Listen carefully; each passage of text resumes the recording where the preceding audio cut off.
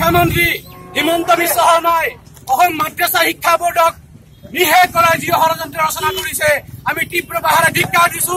হিমন্ত বিশ্ব শৰ্মাক সকীয়াই দিছো, মাদ্ৰাছাক লৈ খেলা কৰা বন্ধ কৰক, অন্যথায় অসম অগ্নিগৰ্ভ পৰিস্থিতি সৃষ্টি হব।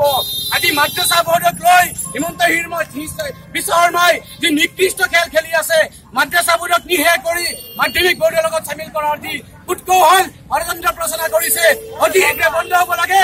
মাদ্ৰাছাৰ মান সন্মান ঐতিহ্যৰ কথা জড়িত আছে, আমাৰ সংখ্যালঘুৰ আৱেগ জড়িত আছে। গতিকে অতি শীঘ্ৰে হিমন্তৰ এই মন্তব্য প্ৰত্যাহাৰ কৰক, অন্যথায় আমি ভয়াৱহ আন্দোলন কৰি তুলিম, গোটেই অসম আমি কঁপাই তুলিম, প্ৰাণ বিকল কৰি তুলিম।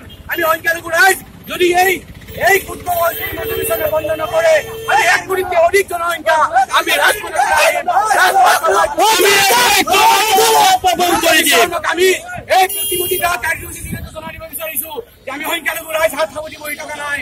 আজিৰ পিছত যাতে হিমন্ত বিশ্ব শৰ্মাই যি মন্তব্য কৰিছে মাদ্ৰাছা বোৰ্ডক লৈ এই মন্তব্য যাতে প্ৰত্যাহাৰ কৰে, মাদ্ৰাছাক লৈ যাতে খেলা নকৰে, আমি আজিৰ কাৰ্যসূচীৰ জৰিয়তে কেন্দ্ৰীয় সমিতিৰ ঘোষণা অনুযায়ী আজি গোটেই অসমব্যাপী হিমন্ত বিশ্ব শৰ্মাৰ প্ৰতিমূৰ্তি দাঁড় কৰা হৈছে।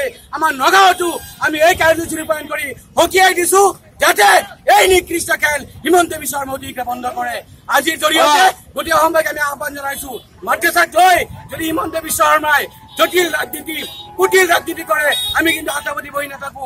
আমি 1 কোটিতকৈ অধিক জনসংখ্যা ৰাজপথ কঁপাই তুলিম, আমি প্ৰাণ বিকল কৰি তুলিম। আজিৰ এই ধৰ্ণা কাৰ্যসূচীৰ জৰিয়তে আমি সকীয়াই দিছো। আমচু জিন্দাবাদ, জিন্দাবাদ, বিশ্ব মুৰ্দাবাদ।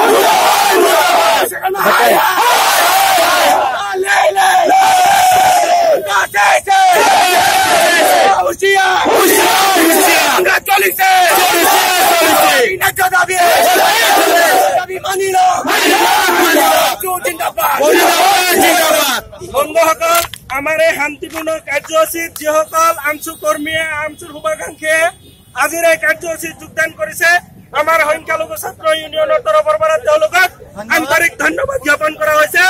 আৰু ইতিমধ্যে আমাৰ কাৰ্যসূচী সমাপ্ত হৈছে। গতিকে সকলোৱে শান্তি শৃংখলা বজাই ৰাখি নিজৰ নিজৰ গন্তব্য স্থানলৈ যাবলৈ আমি আমচুৰ তৰফৰ পৰা আহ্বান জনাইছো। ধন্যবাদ।